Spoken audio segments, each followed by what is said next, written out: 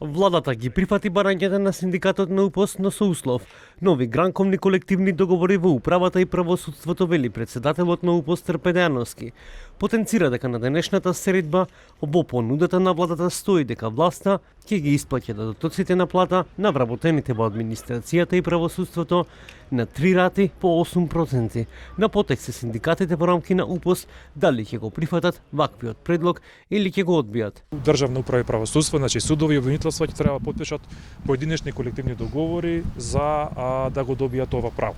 Она што треба да се доработи е да се спреми текстот на овие колективни договори заедно со владата, односно представници на владата и синдикатот, и тоа да биде ставено на гласање кај нас во синдикат на органи и тела, да видиме дали колегите ќе го прифатат на тој начин. Доколку го прифатат, нема никаква пречка за потпишување на тие поединечни колективни договори. Доколку не го прифатат, владата ќе добие наш одговор дека веќе се изгуби една година, вработените можеби ќе бараат повеќе од овој износ што сега е понуден, и да видиме дали ќе има условување од страна на владата за откажување од нешто друго.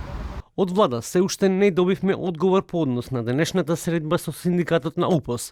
Од СДСМ велат дека ги поддржуваат барањата на ССМ и дека поради лошата социоекономска состојба на граѓаните предложија предлог закон за минимална плата од 600 евра и истиот веќе го доставиле во собрание.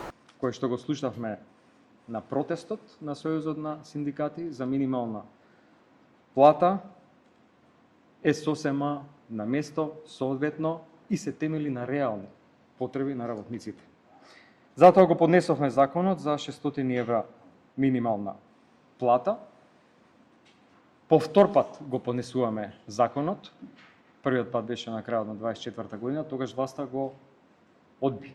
И тука на површина излегува континуитетот на нашите политики, имено континуирано растеше минималната плата за време на мандатот на владата на Социјалдемократскиот сојуз на Македонија. Тогаш кога имаше протести или протести во најава, тогашната опозицијска партија ВМРО-ДПМН тие ги поддржуваше, а сега кога има можност и кога треба платите да им ги зголеми, тоа не го прави.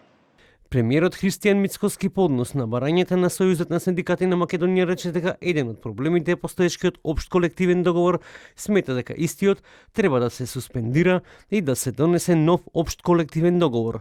Сојузот на синдикати на Македонија возврати со иницијатива до собранието се бара функционерите да се ги намалат нивните плати за 80% и предлагаат основицата за пресметка на платите да важи како за сите останати така и за нив, потсетувајќи го премиерот дека владата е таа која што не го почитува општиот колективен договор.